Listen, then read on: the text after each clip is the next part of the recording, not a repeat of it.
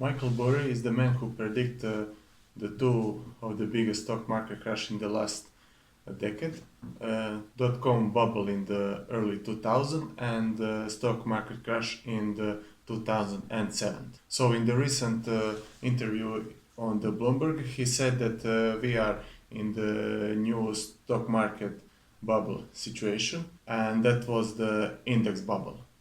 So in order to explain a little bit in depth this topic, we will take a quick look on this one and find out we are right now in the new stock market bubble. So before we start, I just mentioned that I'm not any financial advisor, and this is not recommendation.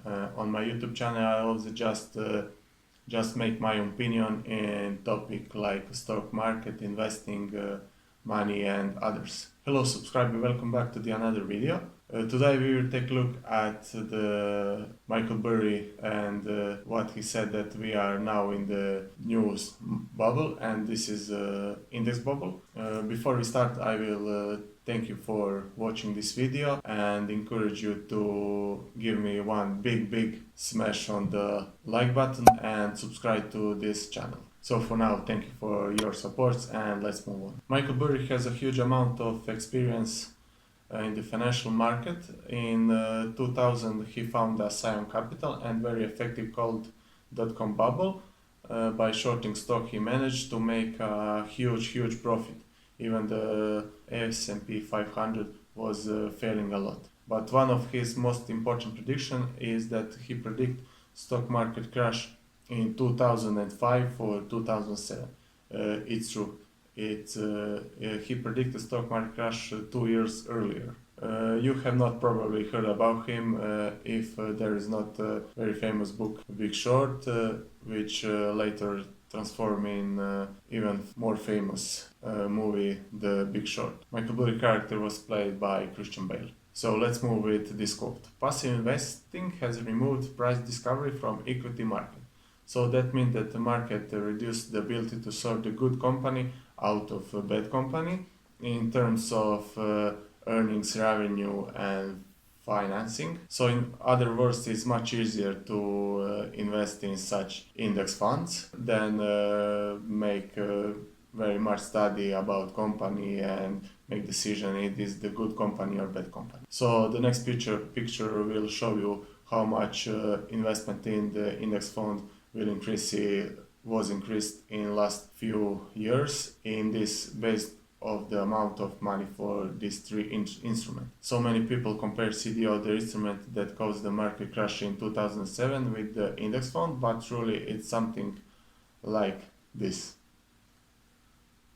So CDO was very quick and very leveraged, and the index fund was very stabilized and very slow in the upper side and in the downside. So what is CDO?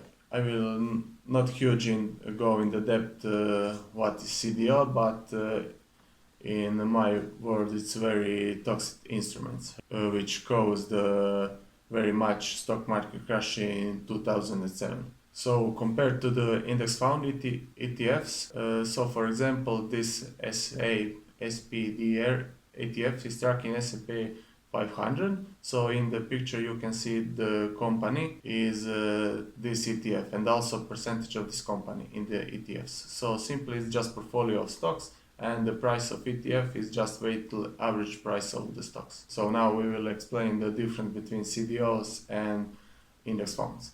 The difference between CDOs and index funds is very simple. Big ETFs usually track some index such as S&P 500. Behind S&P 500 is top company in the United States like Apple, like Amazon, like Microsoft and others, which has very good business model, financial sheet and income statement. In the other words, this index fund has very good basement because of this very good stock which have very good financial sheet, income statement, earnings and others. So let's now explain CDOs. So the CDO is financial instrument that owes the bunch of mortgages. So in the beginning you can see the difference.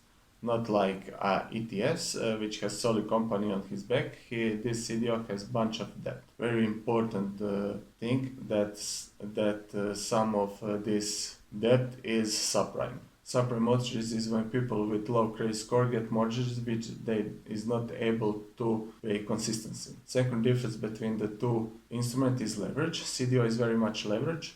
Leverage is very good when CDO was going up, but even the worst when CDO is going down. So leverage was one of the very bad decision, which is the one of the things that caused the stock market crash in 2007. So there is no such thing in the index fund. As you can see on the picture, usually there's no leverage in this instrument, and that is the reason why index funds is not going so much faster up or even the faster down. So the last one thing of our list is liquidity, and that means that for CDO that was the very bad liquidity, and for example in the index fund you can go up and down whatever time you want, and for CDO it was very different because you had to call some manager to some transaction fees, some documents and others. So when we sum up difference between these two instruments, it's very easy to see that is not much similarity between ETFs and CDOs. So first, it's very hard to pricing instrument like a CDO because it's such complex that almost no one knows what is in it. In the other hand, everyone who just makes some little bit deep into the stock market know that some ETFs is usually tracking some big index, and behind that big index is usually some very good stocks like Amazon, Apple, Coca-Cola and others. So the second important thing between these two is leverage. Leverage is highly known in the mortgages business, and every know that that bank can borrow you money for buying some house, and even every also know that that the Bank of America will not borrow you money for buy the stock of Bank of America. So this is the very difference between these two, because in leverage in mortgages business there is very much leverage, and in the stock market and equity and ETFs business it is not leverage at all. So that is the reason why index fund going up or down very slow. And the last on our list is liquidity. As I mentioned earlier, it is very good liquidity in the index fund, but back in the days in CDO, you have to call the manager, you have to make some documents and the others to go up or in the CDOs. So let's make conclusion. Can we compare the subprime CDOs with index funds? Probably not. But in my opinion, very hard to compare these two instruments. But surely it is the question: are they some bad on some good ETFs? Yes, of course. It is in all market. It is same. It's some bad instrument. It's some good instrument, and you know that.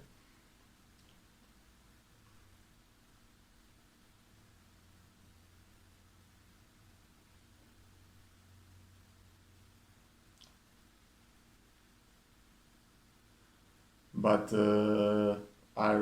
will index fund cause the stock market crash? No one knows, even the Michael Burry knows, and future will tell us that.